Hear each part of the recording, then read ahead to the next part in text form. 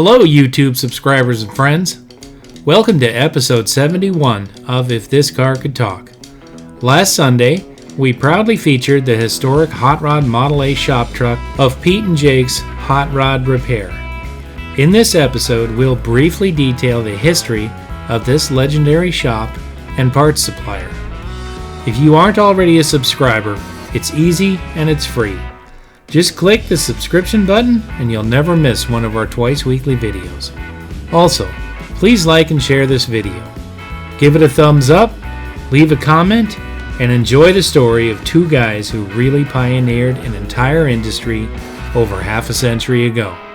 Now, let's go for a ride. Pete Shaporis and Jim Jacobs, also known as Jake, were both building traditional yet modernly innovative hot rods during the late 1960s in the center of where hot rodding was born, Los Angeles, California.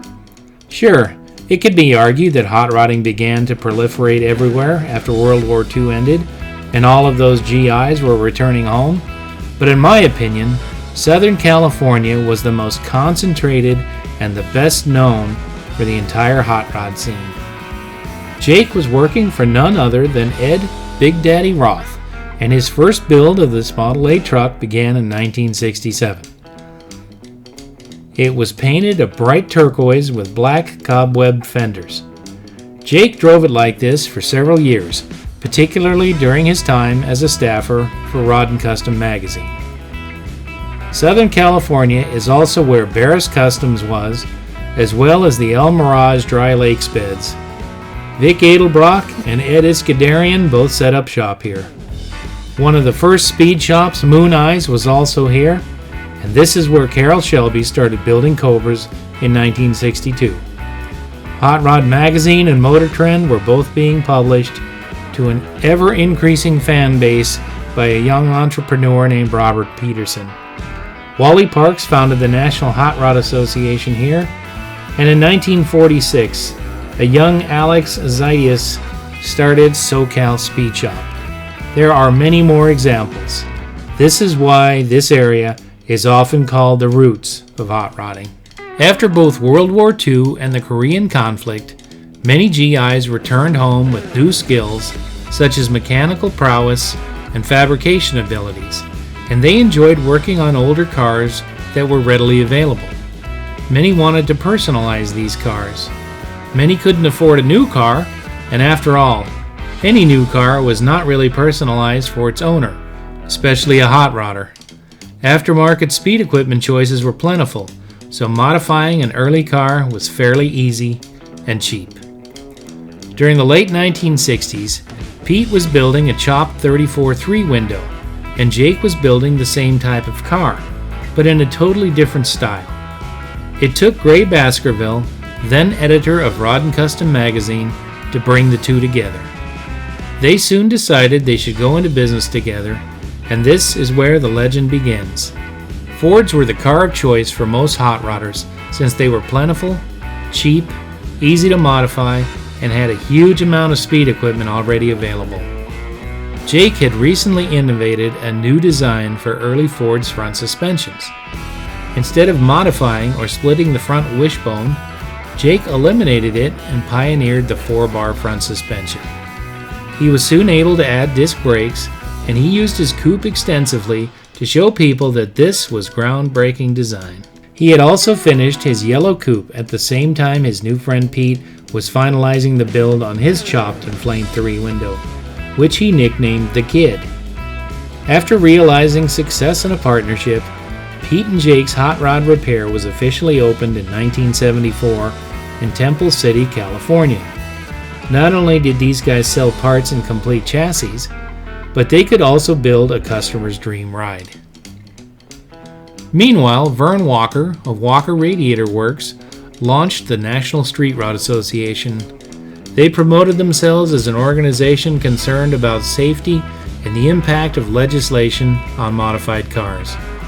They also started a yearly pilgrimage for people who wanted to drive their cars cross-country called the Nationals. Once Pete and Jake finished their coupes, what better way to show their potential customers these cars than on the road? Our feature vehicle last Sunday was the Pete and Jake's shop truck, a 1929 Model A phone booth closed cab pickup. This truck was completely rebuilt in 1971 and was soon put into service as a shop truck for the new business, as well as hauling completed chassis and displays to shows across the country. Don Thielen applied the gold paint that you still see on the truck today. He's most well known for building ZZ Top's Eliminator Coupe, which Don admits took several styling cues from the Kid. Martinez Upholstery stitched the interior, and future street rod supplier Jerry Kugel from Kugel Components built the 327 Chevy engine. Many of the biggest legends in hot rodding have had their hands on this truck at some point. Only minor details differ today from what Jake had built so long ago. It still even has the trailer hitch. Other famous cars that rolled out of the Pete and Jake's hot rod repair shop were the Super Bell Coupe and the '39 Ford convertible called Fat Attack. Current owner Rodney Jones has vowed to preserve and never modify this little A-bone truck. It just goes to show, if a hot rod has the right color, stance, and wheels, everything else is gravy.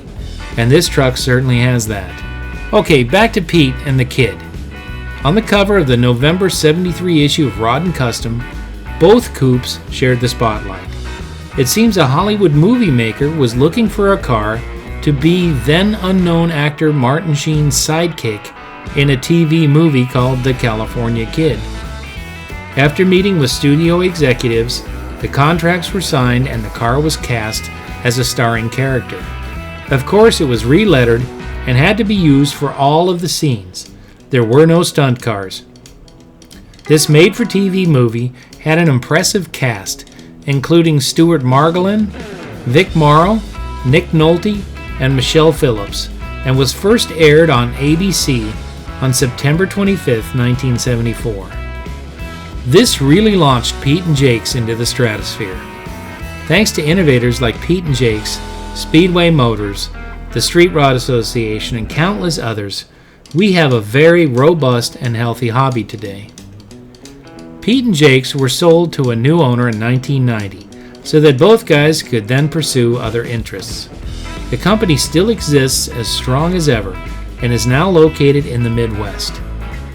After the sale, Pete Shaporis contacted SoCal Speed Shop founder Alex Zydias, who had closed his original shop in 1961, with an idea to reinvent the iconic speed shop.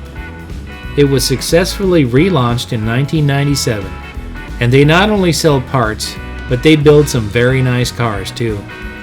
In 2012, SoCal Speed Shop built the SoCal Indy V8 Roadster, a traditionally styled hot rod that took America's most beautiful roadster at the Grand National Roadster Show in California. After Pete's death in 2017, his family and partner Tom Longo still successfully run this enterprise as PC3 Holdings. There are several franchise locations throughout the country as well, but none of them are under the control of PC3 Holdings. Jake still resides in California and is currently building another car. Thanks Pete and Jake's and everyone else who took a chance on this hot rod sport, and for your innovation and perseverance in doing your parts to make this hobby what it is today. And thanks to Rodney Jones, a small part of hot rodding history will forever be preserved for future generations. Be sure to join us this Sunday as we profile an absolutely amazing 1957 DeSoto Fire Sweep. You won't want to miss it, and you only can see it on this channel. Thanks for your support, and as always, we really appreciate our feature car owners, subscribers, and everyone else that makes If This Car Could Talk possible. Leave a comment if you'd like about how the industry has grown since you've been involved in the hobby, and if you remember any of the Pete and Jake's cars. Until next time, remember, please be safe out there.